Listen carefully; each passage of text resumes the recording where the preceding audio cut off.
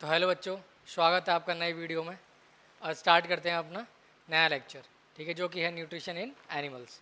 ठीक है, इससे पहले हमने न्यूट्रिशन इन प्लांट्स पढ़ा है और आज के लेक्चर में हम पढ़ेंगे न्यूट्रिशन इन एनिमल्स।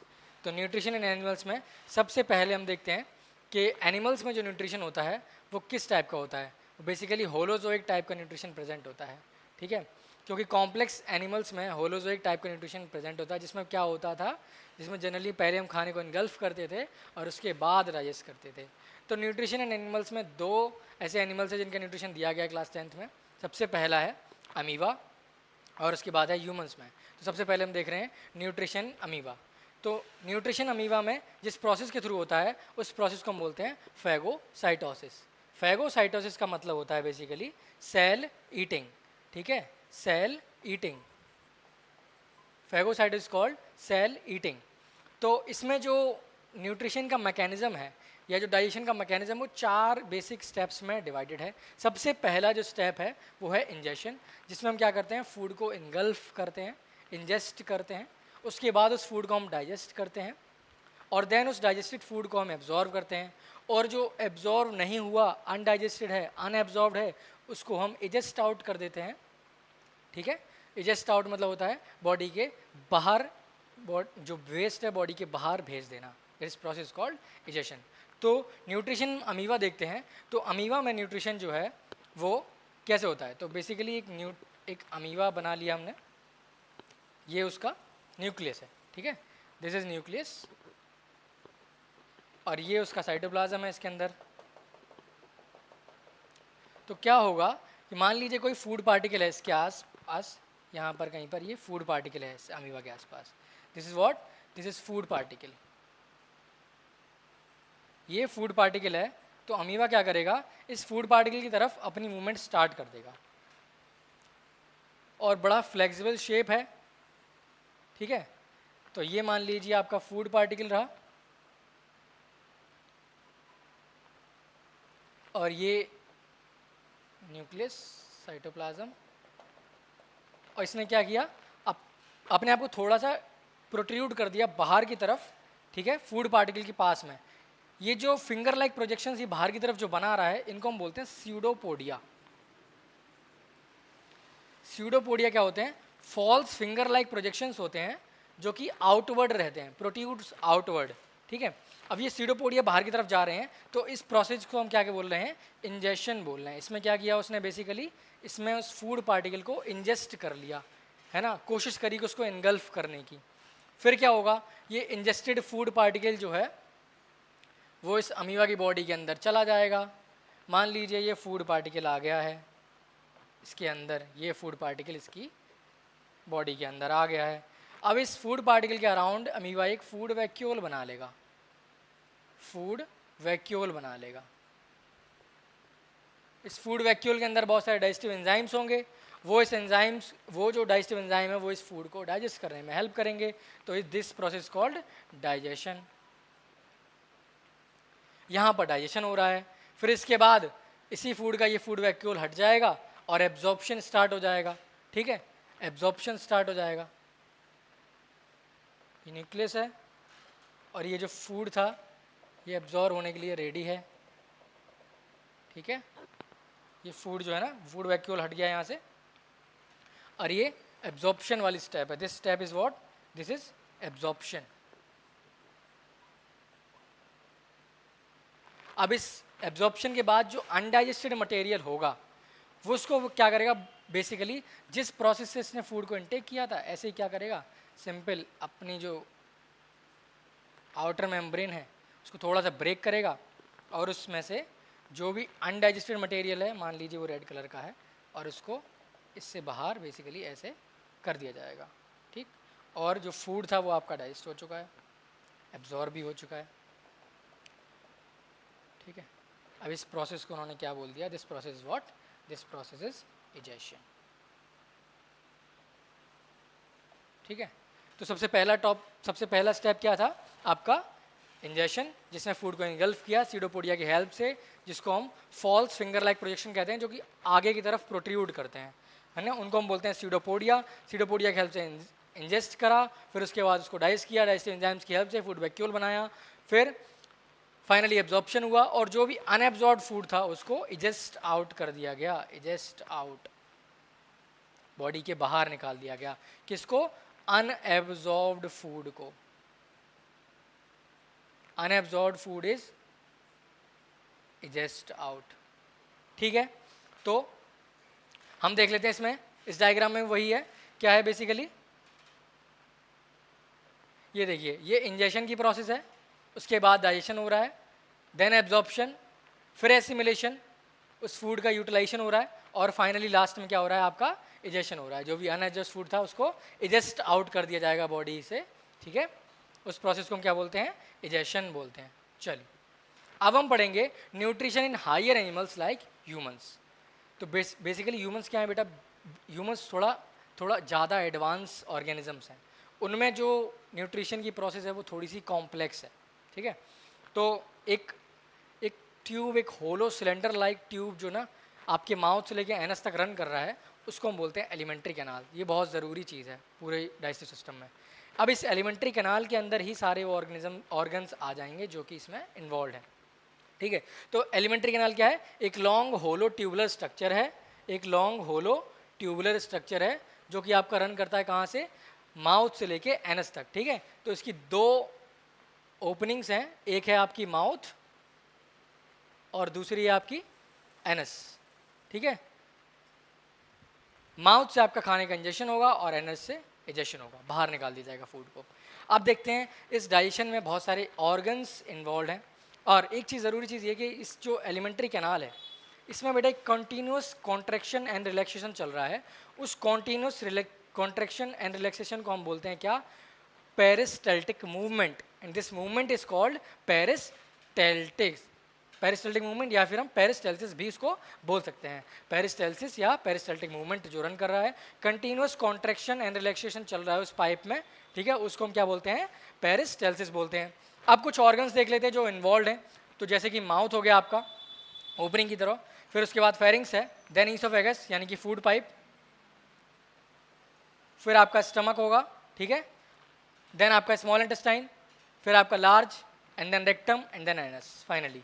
ठीक है, और कुछ ऐसे डाइजेस्टिव ग्लैंड हैं, इनको हम एसेसरी ग्लैंड्स भी बोल सकते हैं, जो हेल्प करते हैं आपके डाइजेशन में। ठीक है, उनको हम एसेसरी ग्लैंड्स भी बोल सकते हैं। वो कुछ ग्लैंड्स हैं जैसे कि आपका सलाइवरी अमाइलेज जो आपके माउथ में प्रेजेंट रहेगा, सलाइवरी ग्लैंड सॉरी, और लिवर एंड पेनक्रियाज। चलिए अब पढ़ते हैं बेसिकली ये डिमार्केशन है, कौन सा ऑर्गेनिज्म, कौन सा ऑर्गन कहाँ प्रेजेंट है, ये दिखाया गया है। तो माउथ है, फिर उसके बाद यहाँ पर फेरिंग्स की प्रेजेंस है, एंड देन ईसोफेगस यानी कि फूड पाइप, फिर स्टमक, स्टमक के नीचे पैरेलली लाई करता है आपका पेनक्रियाज, उसके बाद स्मॉल इंटेस्टाइन, ठीक, फिर लार्ज इंटेस्टाइन है, और इधर देखेंगे तो ये एसेसरी ग्लैंड था जिसको हमने लिवर बोला था, और लिवर में नीचे साइड से लटका रहता है एक गॉल ब्लैडर। ठीक है, जो टेम्परेरी स्टोर कर देगा लिवर की सिक्रीशंस को, वो हम आगे देख रहे हैं। और ये क्या, जिसमें आपका जो अनएब्जॉर्ब्ड फूड है टेम्परेरी स्टोर रहेगा, उसको हम रेक्टम बोलते हैं। और फाइनली ये एनस है जिससे फूड को एडजस्ट आउट कर दिया जाएगा। ठीक, अभी जो एलिमेंट्री कैनाल है जो यहाँ से स्टार्ट हुई है, पेरिस्टल्टिक मूवमेंट इस पूरे में चल रहा है, पूरे में कंटिन्यूस कॉन्ट्रैक्शन एंड रिलैक्सेशन चल रहा है, जो हेल्प करता है, जो एड करता है आपकी डाइजेशन को। ठीक है, चलिए हम पढ़ते हैं माउथ में। तो सबसे पहला पार्ट क्या है? माउथ। तो माउथ क्या है? एक स्मॉल स्लिट लाइक स्ट्रक्चर है, स्मॉल ओपनिंग है जहाँ से फूड को इंजेस्ट किया जाता है। चलिए तो माउथ में कुछ जरूरी चीज़ें देख लेते हैं। सबसे पहली जो चीज़ है वो उसको हम बोलते हैं पैलेट। ठीक है, ये पैलेट क्या होता है? देखो बेटा, पैलेट होते हैं दो, एक होता है आपका अपर पैलेट, एक होता है नीचे पैलेट यानी कि सॉफ्ट पैलेट, और ऊपर वाला होता है हार्ड पैलेट। हार्ड पैलेट बना होता है बेटा पैलेटाइन बोन्स का, ठीक है, जो कि बहुत हार्ड बोन्स हैं, और इसी को हम इसीलिए हम बोलते हैं हार्ड पैलेट या roof of the buccal cavity बनाता है। आज माउथ की पूरी कैविटी को हम बकल कैविटी बोल रहे हैं, और जो पैलेट है वो उस बकल कैविटी की रूफ है। ठीक है, और उस पैलेट में बहुत सारे रुगीज प्रेजेंट है, वो लाइनिंग्स प्रेजेंट है। अगर आप अपनी टंग को उस पर अगर महसूस कराएंगे, फील कराएंगे, तो आपको फील भी होगा कि उसमें बहुत सारी रुगीज प्रेजेंट हैं, वो जो कि हेल्प करते हैं आपके मेस्टिकेशन में या फूड की मिक्सिंग में। तो हार्ड पैलेट है, फिर नीचे आपका सॉफ्ट पैलेट है। ठीक है, उसके बाद आपकी है टंग। टंग क्या है? फ्लोर की तरह काम करती है बकल कैविटी के फ्लोर की तरह काम करती है टंग। टंग जो है एक यू शेप बोन से जुड़ी हुई रहती है, एक स्केलेटल ऑर्गन है, यानी कि वॉलंटरी मसल्स की बनी हुई है, यानी कि हम जितना चलाएंगे उतनी ही चलेगी। ठीक है, और किस में हेल्प करती है, च्यूइंग में हेल्प कराती है, सोलोइंग ऑफ फूड में हेल्प करा रही है और मिक्सिंग में फूड हेल्प करा रही है, ठीक है। और इसके पास बहुत सारे टेस्ट बड्स प्रेजेंट हैं, ठीक है। जैसे कि आप टंग के बिल्कुल टिप पे अगर कोई चीज़ को टेस्ट करोगे तो वो आपको स्वीट लगेगी, उसके बाद वो आपको सॉल्टी लगेगी, फिर आपको सोर लगेगा यानी खट्टा लगेगा, एंड देन लास्ट में आपको बिटर लगेगा, ठीक है। बहुत सारे टेस्ट बड्स प्रेजेंट रहते हैं लाइक दिस। ऐसे अगर टंग है तो यहाँ पर आपको स्वीट, फिर यहाँ पर सोर, फिर सॉल्टी, एंड देन यहाँ पर बिटर, यहाँ पर आपको चीज़ें कड़वी लगना स्टार्ट हो जाएंगी। तो ये टेस्ट बड्स की प्रेजेंट वजह से होता है, ठीक है। उसके बाद देख लीजिए टीथ। टीथ क्या है, हार्ड स्ट्रक्चर है जो कि फूड के मेस्टिकेशन में हेल्प करते हैं, फूड के मेस्टिकेशन में हेल्प करते हैं। और देख लीजिए फिर है आपका, अगर हम डाइजेशन इन माउथ की बात करें तो माउथ में बेसिकली क्या होता है, सलाइवा सीक्रेट होता है, ठीक है। सलाइवा सीक्रेट करने के लिए माउथ में सलाइवरी ग्लैंड्स प्रेजेंट होते हैं। ये सलाइवरी ग्लैंड्स सब मैक्सिलरी भी होते हैं, पैरोटिड भी होते हैं, वो सब हायर क्लासेस की बातें हैं। उन सलाइवरी ग्लैंड्स में जो सिक्रीशन निकलता है उन सलाइवरी ग्लैंड से, उसको बोलते हैं हम सलाइवा। उस सलाइवा के अंदर एक एंजाइम प्रेजेंट होता है बेटा, उसको बोलते हैं हम क्या, सलाइवरी अमाइलेज बोलते हैं, या सलाइवरी अमाइलेज, और उसका पुराना नाम है टाइलिन, ठीक है। इसका काम बेसिकली क्या है, ये ना आपके कार्बोहाइड्रेट की डाइजेशन स्टार्ट कर देता है। आपका बेसिक जो स्टार्च है उसको तोड़ना स्टार्ट कर देगा, किसमें, माल्टोज में, ठीक है। तो आप अगर आप कोई आपसे पूछे कि डाइजेशन कहाँ से स्टार्ट हो रहा है, तो बेसिकली डाइजेशन स्टार्ट हो रहा है आपके माउथ से, ठीक है। 30% ऑफ द कार्बोहाइड्रेट्स आर 30% आपके कार्बोहाइड्रेट जो हैं वो यहाँ पर डाइजेस्ट होना स्टार्ट हो जाते हैं, ठीक है। पार्शियल डाइजेशन कर रहा है किसका, स्टार्च का, सलाइवरी अमाइलेज, जो कि कहाँ से निकला है, सलाइवरी ग्लैंड से निकला है। किस सिक्रीशन में, सलाइवा के सिक्रीशन में या फिर टाइलिन के सिक्रीशन में, ठीक है। सलाइवरी अमाइलेज है जो कि स्टार्च को माल्टोज में तोड़ दे रहा है, ठीक है। माल्टोज एक और शुगर है, स्टार्च थोड़ी कॉम्प्लेक्स शुगर है, माल्टोज थोड़ी कम कॉम्प्लेक्स शुगर है, ठीक। चलिए अब बात कर लेते हैं टीथ की, ठीक है। टीथ की बात कर लेते हैं। तो मैंने अभी बताया टीथ क्या है, हार्ड स्ट्रक्चर है जो कि फूड की मेस्टिकेशन में, तोड़ने में, काटने में, है ना, चबाने में हेल्प करते हैं, ठीक। चलिए तो बेसिकली बेटा टीथ पढ़ने से पहले हम ना दो चीज़ें पढ़ लेते हैं। दो वर्ड हैं, एक वर्ड है थीकोडोंट, ठीक है, थीकोडोंट, और एक वर्ड है आपका हेटेरोडोंट। थीकोडोंट का मतलब होता है एस टीथ जो कि जॉज में फिक्स्ड हो, ठीक है जॉज में जो सॉकेट्स में फिक्स्ड हैं, उन टीथ के, उन टाइप ऑफ टीथ को हम क्या बोलते हैं, थीकोडोंट बोलते हैं, ठीक। तो थीकोडोंट मतलब ऐसे दांत जो जॉ में या फिर सॉकेट्स में फिक्स्ड हैं। फिर है आपके हेटेरोडोंट। हेटेरो का मतलब होता है डिफरेंट, डोंट, ठीक है। तो डिफरेंट टाइप के टीथ हैं, कौन कौन से, एक तो है आपके टेम्परेरी टीथ, है ना, या फिर मिल्क टीथ बोलते हैं हम, जो कि थोड़े समय तक रहते हैं फिर वो झड़ जाते हैं, ठीक है। फिर उसके बाद जो आते हैं उनको हम बोलते हैं क्या, परमानेंट टीथ, परमानेंट टीथ।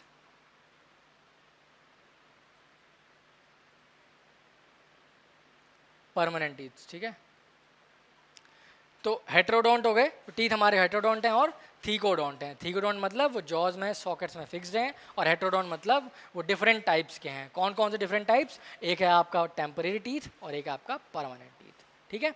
चलिए तो बेसिकली चार तरीके के हैं। अगर हम इसे डिवाइड करें तो लाइक इस तरीके से डिवाइड होगा, ठीक है। ये लोअर जो है इसको ऐसे डिवाइड कर दिए, तो ये जो तीन दिख रहे हैं आपको, ये तीन, ये हैं आपके मोलर्स, ठीक है। और ये जो दो हैं, these two are premolars,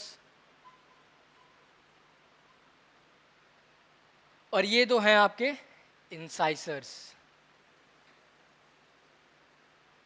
और एक जो ये बचा हुआ है इसको हम बोलते हैं कैनाइन। तो चार तरीके के हैं, इंसाइसर्स, कैनाइंस, प्रीमोलर्स एंड मोलर्स, ठीक है। तो इंसाइसर्स हैं आपके दो, कैनाइंस हैं एक, फिर आप प्रीमोलर दो, फिर मोलर्स तीन, ठीक है।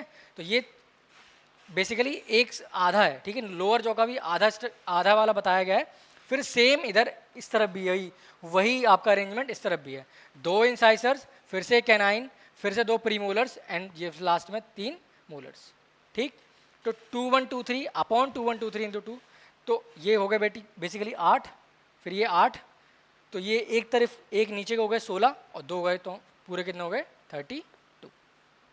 टोटल कितने दांत हैं, 32 दांत। ये बात हम कर रहे हैं बेटा किसकी, एडल्ट्स की। एडल्ट्स में ही होते हैं ये पूरे, यानी कि जो 24 साल के या फिर 23 साल के लोग हैं उनमें, ठीक है। अब हम बात करें अगर चिल्ड्रंस की, तो बेटा बच्चों में जो फॉर्मूला होता है 2102 होता है अपॉन 2102, मतलब वहाँ पर प्रीमोलर्स प्रेजेंट नहीं होते हैं, ठीक है। 2102 into 2102, this is in the child's, है ना, बच्चों में।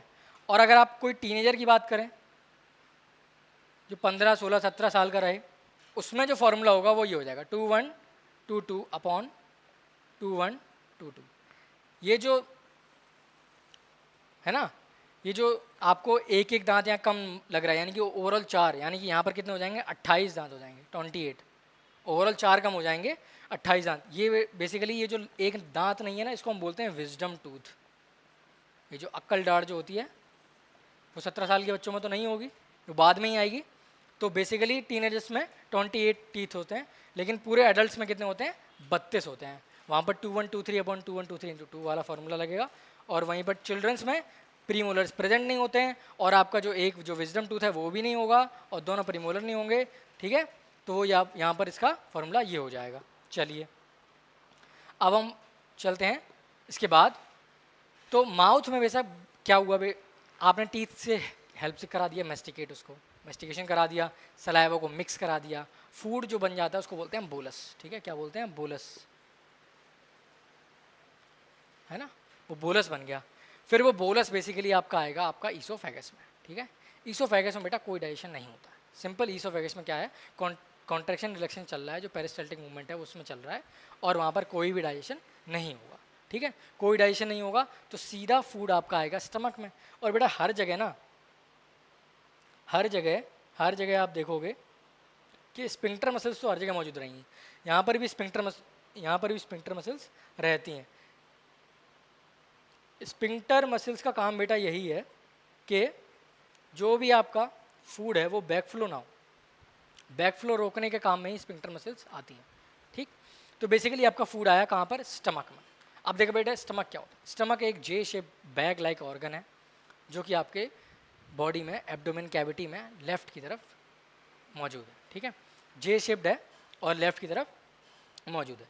अब हम स्टमक की बात करें तो उसमें बहुत सारी लेयर्स होती हैं, ठीक है। जे शेप्ड है, अगर आप देखोगे ध्यान से तो ये जे शेप आपको दिखेगा अभी, ठीक है, लाइक दिस, ये जे शेप है, ऐसे, ठीक है, ये जे शेप ऑर्गन है, ठीक। अब आप बात करो इसके अंदर बहुत सारी लेयर्स होती हैं, इसके अंदर लेयर्स हैं बहुत सारी, और उन लेयर्स में कुछ सेल्स प्रेजेंट होते हैं। एक है आपके पैराइटल सेल्स या ऑक्जेंटिक सेल्स भी बोलते हैं। पैराइटल सेल्स में बेसिकली बेटा क्या होता है, इनसे आपका HCl का सिक्रीशन होता है, और एक होते हैं आपकी गॉबलेट सेल्स, ठीक है। एक होते हैं आपके गॉबलेट सेल्स जो कि म्यूकस का सिक्रीशन करते हैं, ठीक। तो 4 लेयर हैं, जैसे कि म्यूकोसा हो गई, सब म्यूकोसा हो गई, मस्कुलरिस हो गई, एंड लास्ट जो है सेरोसा हो गई, ठीक है। तो 4 लेयर्स हैं। 4 लेयर्स में से कुछ सेल्स ऐसे होते हैं जो पैराइटल सेल्स जो कि आपका HCl सिक्रीट करते हैं, या ऑक्जेंटिक सेल्स जो होते हैं वो हाइड्रोक्लोरिक एसिड को सिक्रीट करते हैं, और कुछ होते हैं आपके गॉबलेट सेल्स जो कि म्यूकस को सिक्रीट करते हैं, ठीक। चलिए आगे चलें। तो फंक्शंस देख लो, फंक्शंस क्या क्या हैं। एक तो स्टोरेज ऑफ फूड है, फिर है आपका स्टमक क्या करवा रहा है, पार्शियल डाइजेशन करवा रहा है, और मैकेनिकल सपोर्ट भी प्रोवाइड कर रहा है, ठीक है। तो गैस्ट्रिक जूस जो है ना, अब आपके जो भी जो आपके ऑक्जेंटिक सेल्स ने जो सिक्रीशन दिया, जैसे कि आपका HCl, और आपके गॉबलेट सेल्स ने दिया जो कि है म्यूकस, ये गैस्ट्रिक जूस बनाता है। और इस गैस्ट्रिक जूस में 3 चीज़ें हैं, एक तो आपका हाइड्रोक्लोरिक एसिड है, और एक आपका एंजाइम्स पेप्सिन है, और है आपका म्यूकस, ठीक है। हाइड्रोक्लोरिक एसिड है, पेप्सिन है, और म्यूकस है, ठीक है। इन तीनों चीज़ों को हम क्या बोल रहे हैं, गैस्ट्रिक जूस बोल रहे हैं। अब बेटा HCl के फंक्शन देखो, HCl फंक्शन क्या कर रहा है, HCl कर रहा है बेटा क्या, ये एक्टिवेट करेगा आपका एंजाइम जो पेप्सिनोजन है। देखो बेटा जो नोजन लगा हुआ है इसका मतलब ही होता है इनएक्टिवेटेड फॉर्म जो होती है ना, इनएक्टिवेटेड फॉर्म को ही हम नोजन फॉर्म बोलते हैं। ये इनएक्टिवेटेड है तो अभी ये नोजन फॉर्म है। या प्रो लगा हो, आगे की तरफ प्रो लगे किसी शब्द के आगे, किसी एंजाइम के शब्द के आगे प्रो लगे, और पीछे की तरफ नोजन लगे, तो क्या हो जाता है, वो इनएक्टिवेटेड फॉर्म हो जाती है। तो इनएक्टिवेटेड को एक्टिवेट करने का काम कौन करेगा, आपका HCl करेगा। HCl क्या करेगा, पेप्सिनोजन को आपका पेप्सिन में चेंज कर देगा, ठीक है। और जो प्रोरेनिन एंजाइम है, ठीक है, एक प्रोरेनिन एंजाइम भी है, वो क्या करता है बेसिकली मिल्क के प्रोटीन्स को डाइजेस्ट करता है, ठीक है। तो प्रोरेनिन को आप रेनिन में चेंज कर देगा। कौन? HCl। ठीक है। और दूसरा काम क्या करेगा? दूसरा काम ये करेगा कि ये जो फूड में बैक्टीरिया या जम्प्स जो भी प्रेजेंट हैं उन सबको मार देगा। HCl के प्रेजेंट में वो सारे मर जाएंगे। तो फूड को डिकंटामिनेट करता है। ठीक है, कंटामिनेशन से बचाने का काम। और आपके मेन प्रोटीन डाइजेस्टिव एंजाइम जो है जैसे कि पेप्सिनोजन, उसको एक्टिवेट करना in the form of pepsin. ये कौन कर रहा है? आपका HCl कर रहा है। ठीक है, तो पेप्सिनोजन को किस में कन्वर्ट किया? पेप्सिन में। किसने? HCl ने। और प्रोरेनिन को भी किसने किया? HCl में। किसमें? रेनिन में। बेटा देखो, प्रोरेनिन जो है ना वो प्रोमिनेंटली बच्चों में पाया जाता है, एडल्ट्स में ये प्रोरेनिन एंजाइम कम होता है। इसीलिए आप देखोगे कि बड़े लोगों में दूध से एलर्जी हो जाती है। ठीक है, वो लोग क्योंकि पचा नहीं पाते हैं। बच्चों में ज़्यादा होता है क्योंकि बच्चे और कुछ खाते ही नहीं हैं, केवल दूध ही पीते हैं। तो प्रोरेनिन क्या है? ये इसकी इनएक्टिवेटेड फॉर्म है। एक्टिवेटेड फॉर्म है इसकी रेनिन। रेनिन का काम क्या है? जो मिल्क में प्रोटीन्स हैं, ठीक है, मिल्क प्रोटीन्स को डाइजेस्ट करना। मिल्क में कौन सा प्रोटीन होता है बेटा? मिल्क में होता है केसीन प्रोटीन। उस केसीन प्रोटीन को डाइजेस्ट करता है कौन? आपका प्रोरेनिन। ठीक है, या रेनिन। ठीक है, उस केसीन को चेंज कर देगा किसमें? पैरा केसीन में। आपने देखा होगा बच्चे जब दूध पीते हैं तो बच्चे दूध पीने के बाद दूध को निकालते हैं। ठीक है, अब जो दूध निकालते हैं वो थोड़ा सा दही जैसा होता है ना, थोड़ा सा सेमी सॉलिड टाइप का रहेगा। वो बेसिकली वो पैरा केसीन है। ठीक है, वो केसीन को चेंज कर दिया रेनिन ने, किसमें? पैरा केसीन में। चलिए, और आपके जो पेप्सिन है वो मेन प्रोटीन डाइजेस्टिव एंजाइम है जो कि आपके पेप्टोन से पेप्टाइड्स को डाइजेस्ट करेगा। ठीक है, जो भी प्रोटीन्स को डाइजेशन का काम है, मेन प्रोटीन डाइजेस्टिव एंजाइम जो है बेटा वो आपका कौन सा है? आपका पेप्सिन है। ठीक है, तो इसमें क्या था? गैस्ट्रिक जूस सीक्रेट हो रहा है। गैस्ट्रिक जूस के अंदर क्या क्या है? एक तो आपका HCl है, आपका एंजाइम है, और आपका म्यूकस है। म्यूकस का काम क्या है बेटा? म्यूकस का काम है कि ये जो HCl है एसिडिक नेचर का है, इससे क्या होगा? इंटेस्टाइन की वॉल को खतरा है, वो जल सकती है। तो बेसिकली म्यूकस क्या है? वो इंटेस्टाइन की वॉल्स को बचा रहा है। ठीक है, किससे? अगर एसिड टकराया उसकी वॉल से तो बेटा अल्सर्स कॉज कर देगा, पेप्टिक अल्सर्स। ठीक है, वो बहुत प्रॉब्लम हो जाती है उससे। तो म्यूकस का काम है HCl से बचाना स्टमक की लाइनिंग को। ठीक है, और फंक्शन क्या क्या है? Storage of food, partial digestion and mechanical support. ठीक, चलिए अब बात करते हैं लिवर की। लिवर क्या कर रहा है? लिवर एक एक्सेसरी डाइजेस्टिव ग्लैंड है जो कि साइड से हेल्प कर रहा है, डायरेक्टली इन्वॉल्व नहीं। ठीक है, लार्जेस्ट ग्लैंड है बॉडी का, लार्जेस्ट ग्लैंड है बॉडी का। ठीक, और ये जो सिक्रीट करता है उसको हम बोलते हैं बाइल, है ना, बाइल जूस बोलते हैं, बाइल जूस बोलते हैं। ये बाइल जूस जो है अल्कलाइन नेचर का है और इसके अंदर कुछ बाइल पिगमेंट्स हैं जैसे कि बिलीरुबिन और बिलीवर्डिन नाम के कुछ पिगमेंट्स होते हैं जो कि फैट्स को इमल्सीफाई करने में काम आते हैं। ठीक है, फैट्स को इमल्सीफाई करने में काम आते हैं। बेसिकली क्या है? इमल्सिफिकेशन ऑफ फैट करवाता है कौन? Bile juice. ठीक, अब देख लो, बाइल जूस के अंदर कोई भी एंजाइम नहीं होता है। Bile juice does not contain any enzyme. ठीक है, it is alkaline in nature and it is temporary stored in gall bladder. ये जो आपको स्ट्रक्चर दिख रहा है दिस इज गॉल ब्लैडर। आपके जो भी लिवर ने जो बाइल जूस बनाया वो टेम्परेरी स्टोर होता है किसमें? गॉल ब्लैडर में।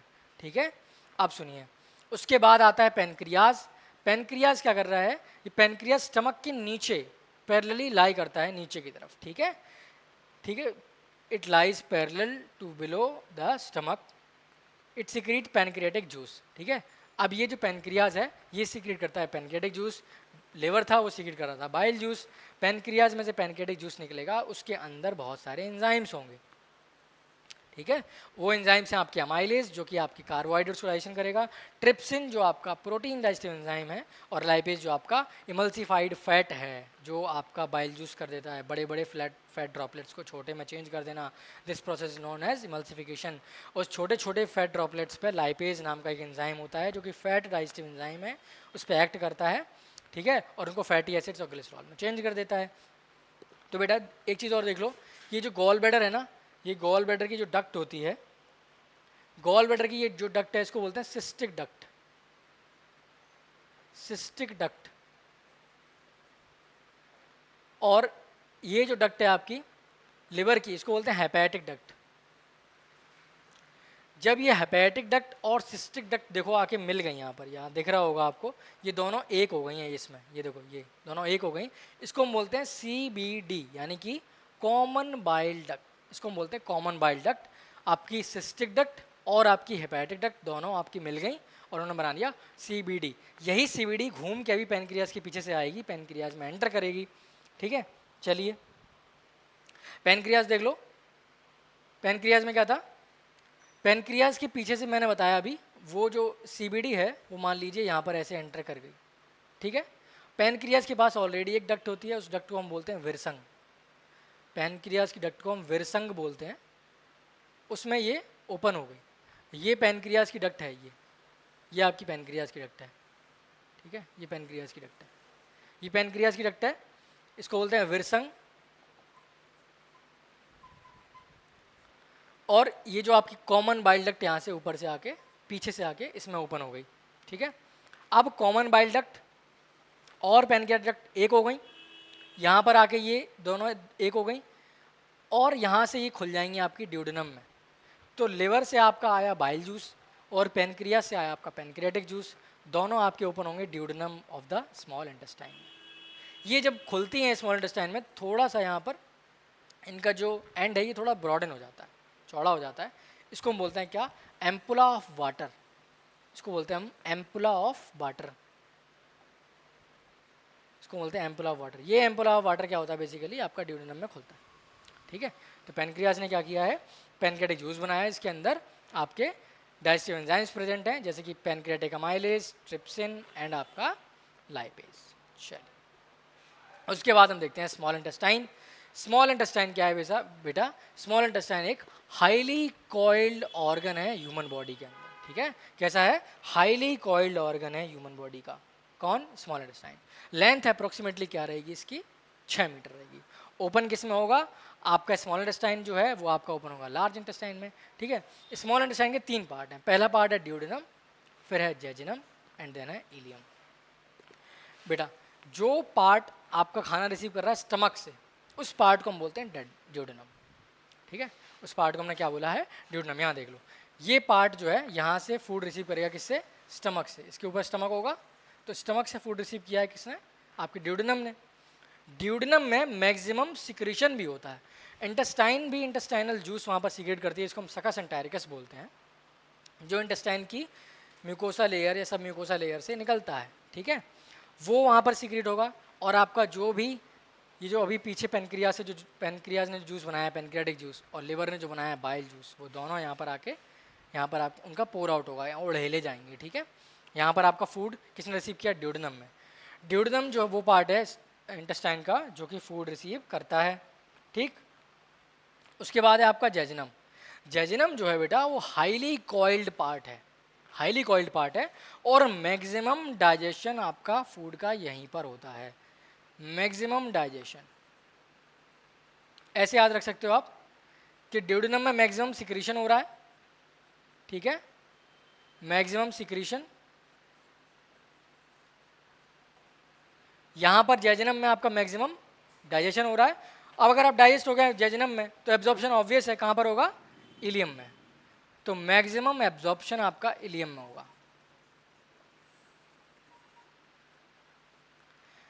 तो स्मॉल इंटेस्टाइन के 3 पार्ट हैं, एक है ड्यूडेनम, फिर जेजिनम एंड इलियम। ड्यूडेनम क्या है, वो पार्ट जो स्टमक से खाना रिसीव कर रहा है। जेजिनम कौन सा पार्ट है, जो हाईली कॉइल्ड पार्ट है, जहाँ पर मैक्सिमम डाइजेशन चल रहा है आपका।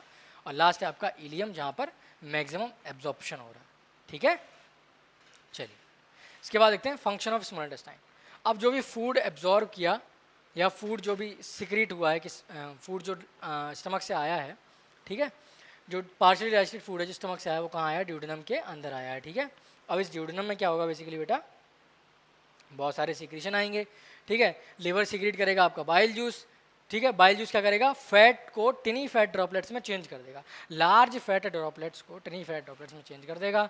मतलब कि ऐसे मान लीजिए बड़े बड़े फैट ड्रॉपलेट्स हैं ये आपके, ये फैट के ड्रॉपलेट्स हैं, और इसका इमल्सिफिकेशन करवाएगा कौन, बाइल जूस।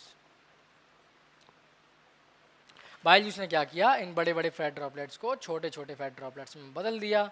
उसका रीज़न ये है कि बड़े फैट ड्रॉपलेट्स पे जो पैनक्रियाज का जो एंजाइम है आपका लाइपेज, वो उस पर एक्ट नहीं कर पाता है, इसलिए उसको छोटे में तोड़ा जाता है ताकि सरफेस एरिया फॉर एक्शन बढ़ जाए, एक्शन के लिए सरफेस एरिया क्या हो जाए, वो बढ़ जाए। ठीक है, ये स्मॉल फैट ड्रॉपलेट्स हैं। ठीक है, इस प्रोसेस को हमने क्या बोला है, इस प्रोसेस को बोला है क्या, emulsification of fat.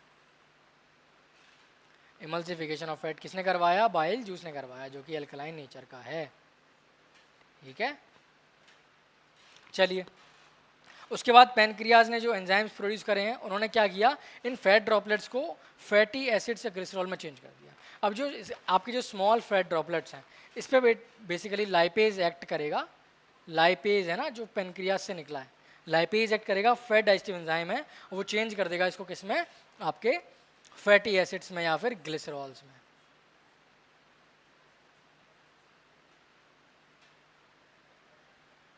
Fatty acids या फिर ग्लिसरॉल्स। ठीक है, फिर देखिए इंटेस्टाइन जूस जो है ना, बेसिकली यहाँ पर क्या हुआ है, यहाँ पर स्टार्च को ब्रेक डाउन कर दिया गया है या कॉम्प्लेक्स शुगर को ब्रेक डाउन कर दिया गया है सिंपल शुगर्स में, जैसे कि आपकी ग्लूकोज है। ठीक है, और आपके प्रोटीन्स को चेंज कर दिया गया है अमीनो एसिड्स में, क्योंकि मैक्सिमम डाइजेशन यहाँ पर हो रहा है। यहाँ पर जो भी आपके प्रोटीन है उनको तोड़ के अमीनो एसिड में तोड़ दिया जाएगा, जैसे कि ट्रिप्सिन है। ठीक है, प्रोटीन डाइजेस्टिव एंजाइम जो कि इंटेस्टाइन में होता है वो है ट्रिप्सिन। अब ट्रिप्सिन क्या करेगा, बेसिकली आपके जो भी प्रोटीन है उनको अमीनो एसिड्स में तोड़ देगा। लाइपेज ने क्या किया, आपके स्मॉल फैट ड्रॉपलेट्स को तोड़ दिया किसमें, आपकी फैटी एसिड्स और ग्लिसरॉल्स में। और जो कार्बोहाइड्रेट था वो किसने तोड़ दिया, अमाइलेज ने। ठीक है, उसको हम क्या बोलते हैं, पैनक्रियाटिक अमाइलेज बोलते हैं। चलिए अब जो भी आपका डाइजेस्टेड फूड है वो एब्जॉर्ब होगा। एब्जॉर्ब कहाँ होगा, आपकी यही इंटेस्टाइन की लेयर जो होती है ना, इंटेस्टाइन की जो लेयर्स हैं म्यूकोसा वाली लेयर्स, वो रिचली सप्लाइड रहती हैं एक ऑर्गन से, इसको हम बोलते हैं क्या, स्मॉल फिंगर लाइक प्रोजेक्शंस, उनको हम क्या बोलते हैं, विलाई बोलते हैं या विलाई बोलते हैं। ठीक है, ये विलाई क्या होती है बेटा, ये विलाई का काम होता है कि सरफेस एरिया फॉर एब्जॉर्प्शन बढ़ा दिया जाए। ये इस तरीके से रहती है लाइक दिस, उसकी लाइनिंग में ऐसे रहेंगी, ऐसे ऐसे रहने से क्या होता है, ये इसमें बहुत सारे ब्लड वेजल्स रिचली सप्लाइड होती हैं, ब्लड वेजल से रिचली सप्लाइड, बहुत सारी ब्लड वेजल्स में ऐसे जाती रही होंगी। ठीक है, बहुत सारी ब्लड वेजल्स के अंदर जाती रहती हैं। ठीक है, इसमें दिखाया हुआ भी है। तो ब्लड वेजल से रिचली सप्लाइड होती हैं। होता क्या है बेसिकली, अगर यहाँ पर फूड है तो यहाँ पर थोड़ी देर टिकेगा और आराम से एब्जॉर्प्शन भी हो पाएगा।